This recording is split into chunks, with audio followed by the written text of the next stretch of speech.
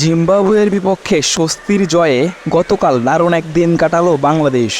ম্যাচে জয়ের নায়ক তানজিদ হাসান তামিম অভিষেকেই করলেন বাজিমাত। বরাবরই তাকে নিয়ে উচ্ছ্বসিত প্রধান কোচ চন্ডিকা হাথুরুসিংহে।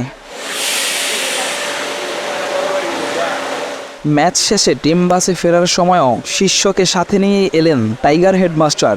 ম্যাচে বল হাতে আগুন ঝরানো তাসকিন আহমেদ স্বপ্ন পূরণ করলেন ভক্তের। এক খুদে ভক্তকে দিলেন অটোগ্রাফ।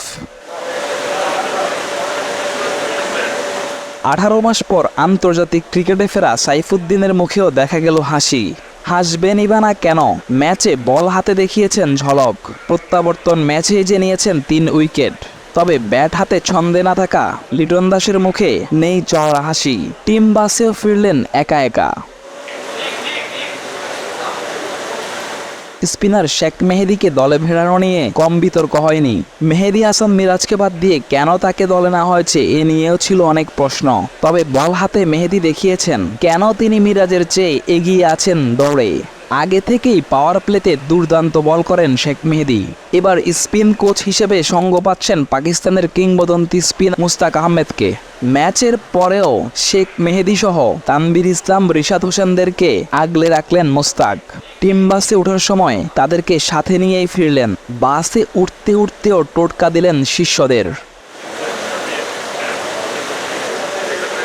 আন্তর্জাতিক টি-20-র অভিষেকেই 50 হাঁকানো তানজিদ তামিম টিম বাসেও বসলেন সবার সামনের সিটে, যেন গতকাল দলকে টেনে নেওয়ার প্রতিচ্ছবি।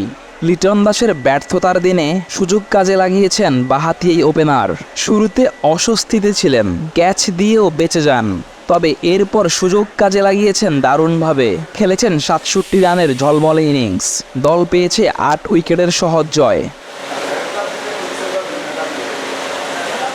প্রিয় তারকাকে কাছ থেকে দেখার জন্য, অটোগ্রাফ নেওয়ার জন্য অপেক্ষায় থাকা খুদে ভক্তকে নিরাশ করেনি বাংলাদেশি ক্রিকেটাররা। তাসকিনের পাশাপাশি সাইফুদ্দিন, রিশাদরাও দিয়েছেন অটোগ্রাফ। সেই অটোগ্রাফ সম্বলিত ব্যাটই ক্যামেরার সামনে তুলে ধরেন ওই ভক্ত।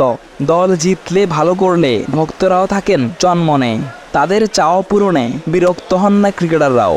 5 ম্যাচ টি-20 সিরিজে 1-0 ব্যবধানে এগিয়ে যাওয়া বাংলাদেশ পুরো সিরিজেই দাপট দেখাবে এমন প্রত্যাশাই ভক্ত সমর্থকদের। Nazmul Tarek, Daily cricket.